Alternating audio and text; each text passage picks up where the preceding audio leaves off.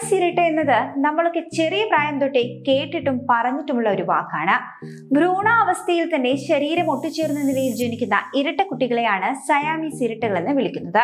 1811 തായ്ലൻഡിലെ സിയാമിൽ Chinese മാതാപിതാക്കൾക്ക് ശരീരം ഒട്ടിച്ചേർന്ന നിലയിൽ ജനിച്ച ചാങ് എങ് എന്നിവരെ ലോകമറിയാൻ തുടങ്ങിയതിനു ശേഷമാണ് ഇത്തരത്തിൽ ജനിക്കുന്ന കുഞ്ഞുങ്ങളെ സയാമിസ് ട്വിൻസ്, അതായത് സയാമിലെ ഇരട്ടകൾ എന്ന് വിളിച്ചു തുടങ്ങുന്നത്.